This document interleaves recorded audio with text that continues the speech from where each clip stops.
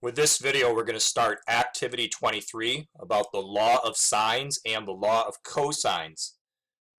What this is all about is using trigonometry with triangles that aren't right triangles.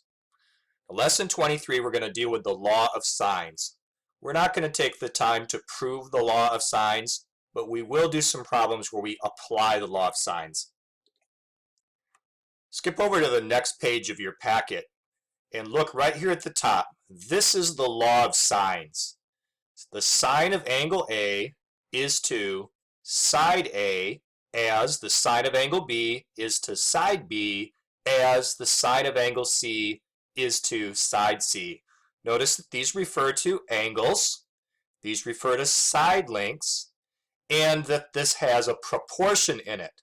So when we solve problems with the law of sines, we'll be making substitutions from numbers known in our triangle pictures and then solving proportions using cross multiplication.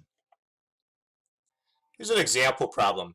Fire spotters at stations located at A and B notice a fire at location C. What is the distance between station A and the fire? So what this is all about is in forests, there are often these tall platforms or tall towers where people would look out to see if there are forest fires. So what we're saying here is that point A is the location of one of these towers, and point B is the location of another tower somewhere in the forest. When people who are standing in Tower A and Tower B look off into the distance, they see a fire located here at position C. Now the question is, what is the distance from station A to the fire? We want to know how long is the lowercase b? How long is this side of the triangle? Well, we have some known information. First of all, we know how far apart the towers are. They're 15 kilometers apart. And the people who are looking at the fire know the angle that they're looking at that fire. In this case, this is 42 degrees, and then over here, this person, when he looks at the fire, this is a 44-degree angle. With this information, we can figure out how long this lowercase b is.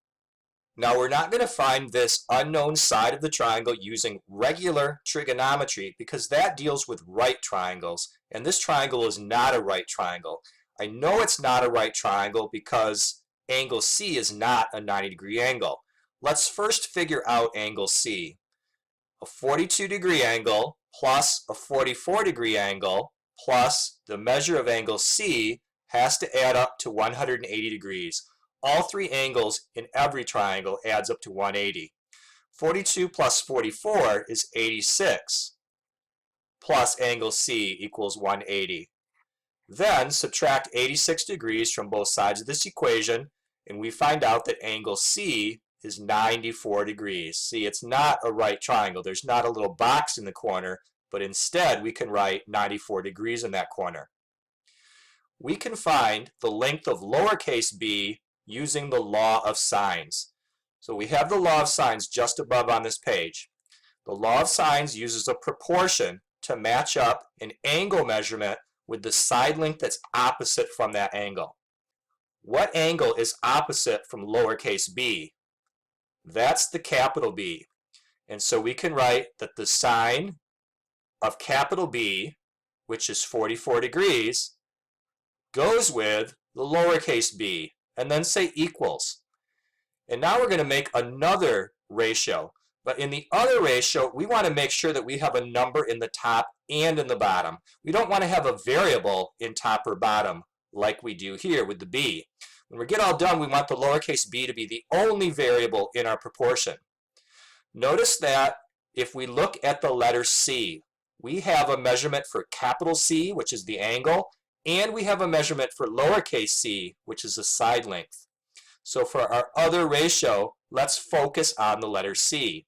We can say sine of angle C, but that's 94 degrees, and compare it to the side length with the lowercase c, but that's the 15.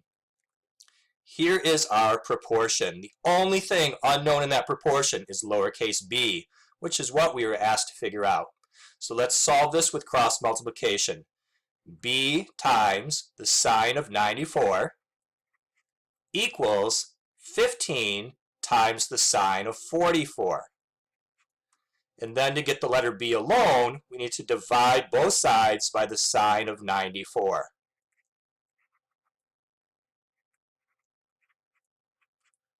This will cross cancel away. The lowercase b will be alone. The lowercase b is on the side of the triangle that is representing the distance from tower A to the fire, which is at point C. Please take your calculator and type in that math expression to see what you get for lowercase b. And the result is 10.4 kilometers. That's how far away that forest fire is from Lookout Tower A. Let's flip the page and try another one of these. Go to where it says try these and then A. Two boaters are located at points A and B, and they see a lighthouse at location C. So again, we have this top-down view. There's a boat located in the water at that point, and there's another boat located in the water at point B. The boats are in the water, but when people in the boat look towards the land, they see a lighthouse tower located at point C. What is the distance between the boater located at capital B and the lighthouse? We want to know how long that side of this triangle picture is. Let's do a little bit more labeling. The side that we want to know is opposite from angle A. So opposite from capital A, it's common to call that side lowercase a. This way we're being consistent when we label sides and angles. It helps us make relationships between angles and the sides that are opposite those angles. The side that is across from the capital B would be labeled with the lowercase b. The side that's across from the capital C is labeled with the lowercase c. When we want to find an unknown side length and the triangle's not a right triangle, we can use the law of sines instead of regular trigonometry. Regular trigonometry is for right triangles. The law of sines lets us apply trigonometry to triangles that aren't right triangles. We can find capital C.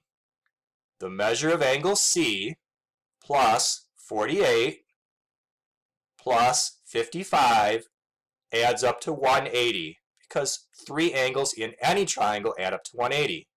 So this is that the measure of angle C plus 103 equals 180. Subtract 103 from both sides and we find out angle C is 77 degrees. So we can write 77 degrees in there. So notice that one of my first steps in solving this problem is to figure out all the angles of the triangle when I'm able to do that. Because I know the other two angle measurements, I can find the third angle. Now that I've done that, I'm going to create a proportion using a process called the law of sines. Focus on the letter you want to figure out, that's lowercase a, and make a proportion that uses the letter A. So it's going to be the sine of capital A, but that's 48 degrees, over the lowercase a, and then say equals. And now make another ratio using another letter of the alphabet that's in the triangle. But this time, use a letter that you know a number for the capital letter and the lowercase letter. Should we use C or should we use B? We need to use the letter C. So we say sine of capital C, but that's 77 degrees, over lowercase c, but that's 1.5 kilometers. So notice by using the letter C, our proportion has only one variable in it, which is the lowercase a. So it's solvable with cross multiplication. A times the sine of 77 equals 1.5 times the sine of 48. I'm multiplying diagonally there. Now to get the letter A alone, let's divide both sides by the sine of 77. That cross cancels, and the letter A is alone. Please take your calculator and type in that math expression to get our answer for lowercase a. That will find us how far this boat is from the lighthouse. And the answer is 1.14 kilometers. So even though this triangle is not a right triangle, we can still use trigonometry. But to use trigonometry, we're going to create a proportion using something called law of sines. One of the fractions in our proportion needs to have the variable in it that we're asked to figure out. The other fraction in our proportion needs to have numbers in top and in bottom. It can't also have a variable in it. So we need to make some decisions about what capital and lowercase letters we're going to use from our drawing.